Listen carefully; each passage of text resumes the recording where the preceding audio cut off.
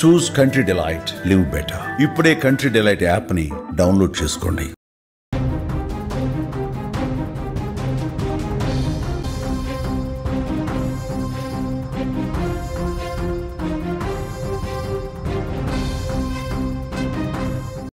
సింపుల్గా సెల్ ఫోన్తో piracy. Cell ఫోన్తో థియేటర్లో తొలి రోజే షూట్ చేసేటువంటి కిరణ్ అనేటువంటి ఒక వ్యక్తి. కిరణ్ని అదుపులోకి తీసుకున్న సైబర్ క్రైమ్ పోలీసులు. విచారణలో సంచలనమైనటువంటి విషయాలు వెలుగులోకి వచ్చాయి. ఒక్కొక్క సినిమాను అలా సెల్ ఫోన్తో షూట్ చేసినందుకు గాను పైరసీకి సంబంధించినటువంటి వెబ్సైట్స్ వారి దగ్గర నుంచి ఒక్కొక్క సినిమా కోసం 30,000 నుంచి 50,000ను తీసుకునేవాడు కిరణ్. అలా తెలుగు తమిళ సినిమా ఇండస్ట్రీలకు దాదాపు తీవ్రమైనటువంటి నష్టం జరిగింది. ఇప్పటి వరకు అలా 60 నుంచి 65 సినిమాలను షూట్ చేశాడు ఈ కిరణ్ అనేటువంటి వ్యక్తి. అయితే వెంటనే స్పందించినటువంటి సకాలంలో, అంటే ముఖ్యంగా ఇప్పటికే చాలా సినిమాలన్నీ కూడా గత ఏడాదిలో పైరసీకి గురై దాదాపు 3,500 కోట్ల రూపాయల నష్టం వాటిల్లింది అంటూ కూడా ఫిలిం ఛాంబర్కి సంబంధించినటువంటి మెంబర్గా ఉన్న వ్యక్తి ఫణీంద్ర అనేటువంటి వ్యక్తి నేరుగా సైబర్ క్రైమ్ పోలీసులను ఆశ్రయించారు. వెంటనే స్పందించినటువంటి పోలీసులు విచారణ చేపట్టగా షాక్ అయ్యేటువంటి వాస్తవాలు బయటకు వచ్చాయి. ఒక వ్యక్తి తూర్పుగోదావరి జిల్లాకు సంబంధించినటువంటి వ్యక్తి. ప్రస్తుతం మీరు స్క్రీన్ మీద చూస్తున్నారు ఆ వ్యక్తిని. ఇతను ఐటీఐ చదివాడు. అతను రీసెంట్గానే హైదరాబాద్కి వచ్చి సెటిల్ అయ్యాడు. ఇక్కడ ఏసీ టెక్నీషియన్గా పనిచేసేవాడు ఈ వ్యక్తి. ఏసీ టెక్నీషియన్గా పనిచేస్తూ తనకున్నటువంటి సినిమా నాలెడ్జ్ అలాగే టెక్నికల్ నాలెడ్జ్తో ఒక ఏదైతే ట్విట్టర్ని ఓపెన్ చేశారో ఆ ట్విట్టర్లో ఒక వెబ్సైట్లో ఈ విధంగా ఆన్లైన్లో మీరు పైరసీ సినిమాలను చూడాలన్నా లేదంటే ఒక సినిమాను థియేటర్కి వెళ్ళి షూట్ చేసి ఇలా మా వెబ్సైట్కి పంపిస్తే అందుకు తగిన విధంగా మీకు అమౌంట్ ఇస్తామంటూ కూడా ఒక ప్రకటన వచ్చిన విషయాన్ని చూశాడు. ఒక వ్యక్తి ఇలా బయట ఒక థియేటర్కి వెళ్ళి సెల్ ఫోన్తో షూట్ చేసి ఆ సినిమాని వాళ్లకు అమ్మిన దానికి, ఆ వెబ్సైట్కి అమ్మిన దానికి వాళ్ళు అంతే అమౌంట్ తిరిగి తీసినటువంటి షూట్ చేసినటువంటి వ్యక్తికి ఇవ్వడంతో ఇది బాగుంది, ఇలాంటిది నేను కూడా ఎందుకు చేయకూడదు, ఇలా చేస్తూ నేను కూడా నా అవసరాలకు, నా దుబారా ఖర్చులకు నేను ఎందుకు అక్రమ మార్గంలో డబ్బు సంపాదించకూడదు అంటూ కిరణ్ నేరుగా ఒక సెల్ ఫోన్తో ఫస్ట్ ఒక శాంపిల్గా ఒక సినిమాని షూట్ చేశాడు. ఫస్ట్ డే ఫస్ట్ షో ఆ సినిమాకు వెళ్ళాడు, తెలుగు సినిమాకి.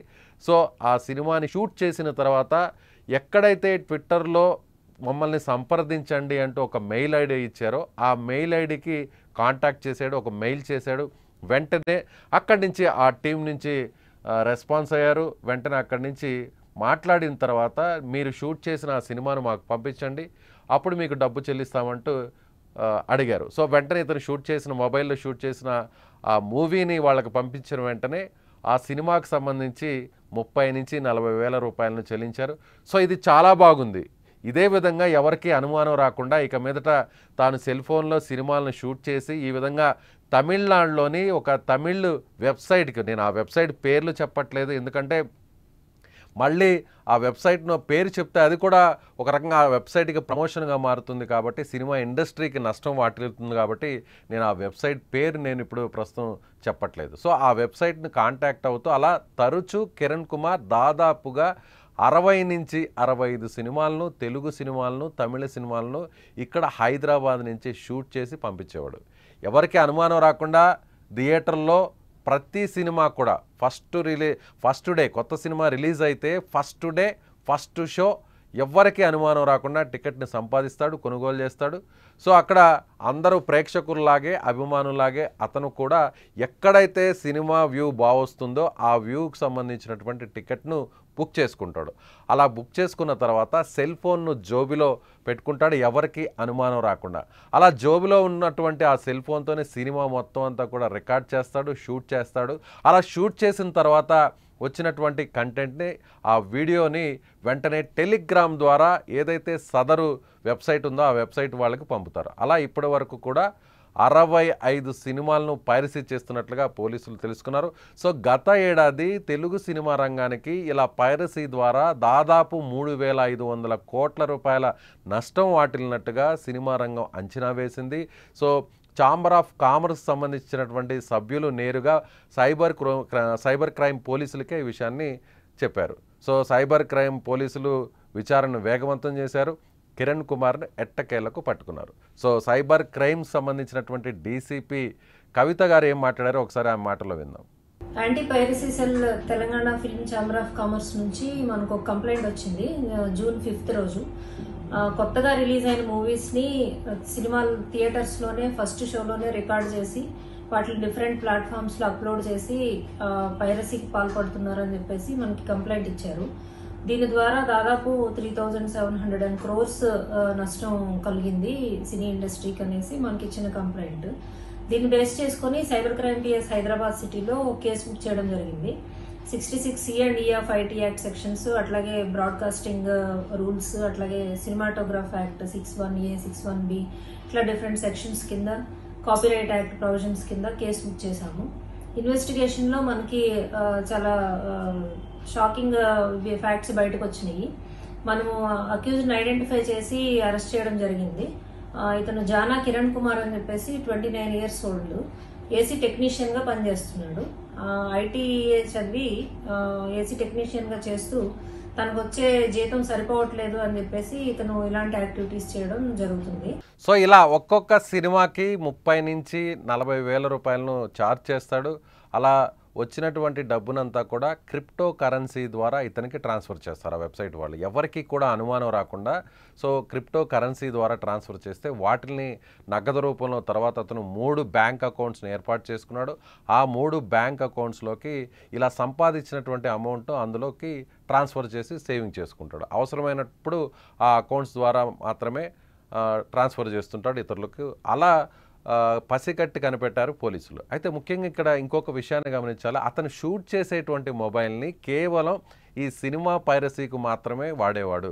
కేవలం వేల రూపాయల ఖరీదైనటువంటి ఒక సెల్ ఫోన్తో, ఒక సాధారణమైనటువంటి స్మార్ట్ ఫోన్ సెల్ ఫోన్తో పైరసీ నెట్వర్క్నంతా నడిపినటువంటి ఉదంతం పోలీసులే షాక్ అయ్యేలా చేశారు. మనం జనరల్గా ఎంత పెద్ద సినిమా హీరో అయినా, సో ఎంత పెద్ద కమర్షియల్ మూవీ అయినా 100 కోట్ల రూపాయలు పెట్టి ఏళ్ల తరబడి, నెలల తరబడి 100 కుటుంబాలు, పెద్ద పెద్ద టెక్నీషియన్స్, యాక్టర్స్, వీళ్ళందరూ కూడా డైరెక్టర్స్ ఇలా కష్టపడి సినిమాలు తీస్తుంటారు. కానీ ఒకే ఒక్క సెల్ ఫోన్తో మొత్తం ఈ సినిమా రంగానికి సంబంధించినటువంటి వ్యవస్థనంతా కూడా నిర్వీర్యం చేసేటువంటి ఒక సరికొత్త ఐడియాని ఇతను క్రియేట్ చేయడం జరిగింది. ఒక సెల్ ఫోన్ ద్వారా ఇలా పైరసీని ప్రోత్సహించడం, ముఖ్యంగా సినిమాల్ని షూట్ చేసి అలా తీసినటువంటి వీడియోని, కంటెంట్ అంతా కూడా ఇలా పైరసీకి సంబంధించినటువంటి వెబ్సైట్ ఓనర్స్కు అతను ఎవరికి అనుమానం రాకుండా టెలిగ్రామ్ ద్వారా ట్రాన్స్ఫర్ చేయడం, వాళ్ళు ఈ కంటెంట్ని ఏదైతే సినిమాని షూట్ చేశారో ఆ వీడియోని సో పైరసీకి సంబంధించినటువంటి ఫార్మేట్లో కన్వర్ట్ చేస్తారు. దాన్ని యాజ్ ఇట్ ఈస్గా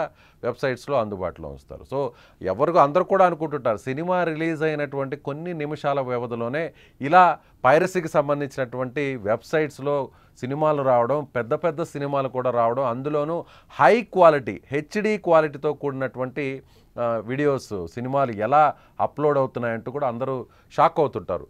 అది ఇలాగే ఒక్క సెల్ ఫోన్ కారణంగానే కేవలం వేల రూపాయలైన అతి తక్కువ ధరతో కూడినటువంటి సెల్ ఫోన్తో షూట్ చేసి వాటిని ఇలా వెబ్సైట్స్కు ఎవరికి అనుమానం రాకుండా కిరణ్ కుమార్ లాంటి వ్యక్తులు అమ్మడం వల్ల ఇవాళ సినిమా రంగంలో చాలామంది కూడా రోడ్డును పడుతున్నారు, సినిమాలను తీసి నష్టపోతున్నారు. సో సినిమా థియేటర్లకు వచ్చిన కొన్ని వారాలు కూడా థియేటర్లో ఉండనటువంటి పరిస్థితి. ఓవైపు ఓటీటీ ప్లాట్ఫామ్స్ విపరీతం కావడం, ఓటీటీ ప్లాట్ఫామ్స్నే కొన్ని సినిమాలు రిలీజ్ చేయడంతో ఇప్పుడు థియేటర్లకు సినిమాలు వచ్చేటువంటి సంఖ్య, అలాగే థియేటర్ల మధ్య, నిర్మాతల మధ్య నడుస్తున్నటువంటి వేరొక వ్యవహారం కూడా. సో ఇవన్నీ కూడా చూస్తే తెలుగు సినిమాకి సంబంధించినటువంటి ఇండస్ట్రీకి ఇన్ని కష్టాలు వెంటాడుతున్నాయనే చెప్పవచ్చు. సో పైరసీ ఒక సెల్ ఫోన్ ద్వారా వేల కోట్ల రూపాయలు సినిమా రంగానికి ఎలా నష్టం చేకూర్చొచ్చు, పైరసీ సినిమాలను ఎలా తొలి రోజునే కొన్ని గంటల వ్యవధిలోనే ఎలా అప్లోడ్ చేయొచ్చు అనేటువంటి విషయాన్ని పోలీసులు కూడా ఇన్వెస్టిగేషన్లో తెలుసుకొని షాక్ అయ్యారు. మీరేమనుకుంటున్నారు? ఈ కిరణ్ కుమార్ చేసినటువంటి పైరసీ ఉదంతాన్ని పోలీసులు చాలా చాకచక్యంగా అతన్ని పట్టుకోవడం, ఈ వ్యవహారం అంతా కూడా ఒక సెల్ ఫోన్తోనే నడుస్తుంది పైరసీ వ్యవహారం అనేది తెలుసుకొని షాక్ అయినటువంటి ఉదంతంపై మీ అభిప్రాయం ఏంటో కామెంట్ చేయండి. చూస్తూనే ఉండండి Suman TV live, Suman TV digital live.